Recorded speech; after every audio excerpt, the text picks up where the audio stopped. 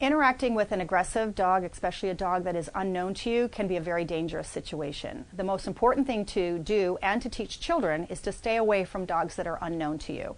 Any stray dog is a potential threat, so just stay away from them. But if you happen to encounter a stray dog that is aggressive to you and you need to protect yourself, then the best thing to do is freeze.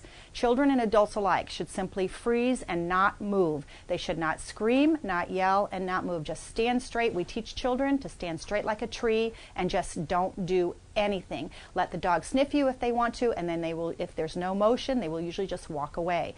And then if you can, back away from the animal slowly. Do not turn your back on the animal, and get to a safe spot where you can get something between you and the dog, like go inside a house or get into a car or get up on top of something where the dog can't get to you if the dog decides to attack.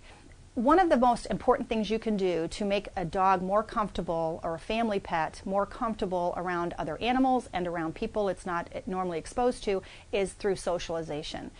We encourage everybody who has a puppy to socialize that puppy from day one with other animals, not only other dogs, but cats and other types of animals, and take that animal places with you, like on walks where it gets exposed to large noises, crowds, things like that, and do that slowly. You should never inundate an animal, a new animal to your home, or a puppy with everything all at once. But it's very good to slowly socialize the animal with a bunch of different people, a bunch of different animals, and a bunch of different sounds and places and different kinds of like different yards and asphalt, things like that. The more exposure a dog has in a safe environment, the better the dog is going to be in handling stressful situation, and it's going to be a dog that you can take safely to a park or to with a ride in a car, do things like that with the dog, and the dog will be comfortable and confident and safe. Dogs are considered personal property, or pets are considered personal property. So any damages or any kind of harm that that dog or that pet should cause is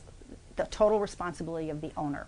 So if your dog bites somebody, you are legally responsible for the actions of that animal. If the animal damages other person's property, then you're legally responsible for that damage to that property. As an owner of any pet, you should always consider making sure that your pet is a good citizen by training them, socializing them, making sure that they're not going to be aggressive to other people or other dogs, because even if nothing terrible happens and your dog attacks another dog, you could still frighten somebody, you could still become a bad neighbor, and you could still cause a lot of problems in your own community if you have a dog that doesn't get along well with other dogs or with other people. Most dogs are friendly dogs that do not harm people. Most pets that people have in their homes are not animals that are going to harm somebody. But things happen. Even with nice pets that are friendly and well behaved, they can often bite somebody or cause harm because of something that happens and that nobody's expecting. So the best thing to do is always expect the unexpected, and to teach children to be safe around animals. Most dogs that bite children, those children know those dogs. They belong to friends, neighbors, or relatives. So these are dogs that these children have been exposed to in the past. So teach your children to behave certain ways around animals, and adults need to do the same. There are certain things that you can do that will make it more likely that you'll be bitten by a dog.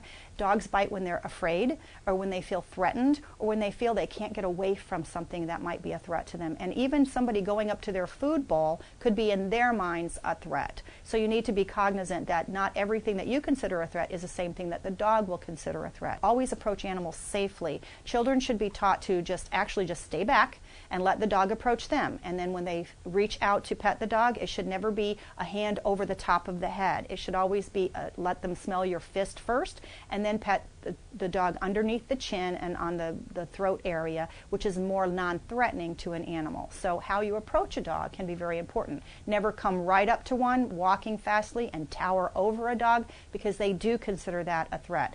Always keep the sounds quiet so you don't scream or yell, which can frighten an animal, and never approach a dog that's cornered, because if they are cornered, they really only have one option. To get away from you, they're going to have to use their teeth to do that. They're going to basically fight you, and they're going to bite you to get away.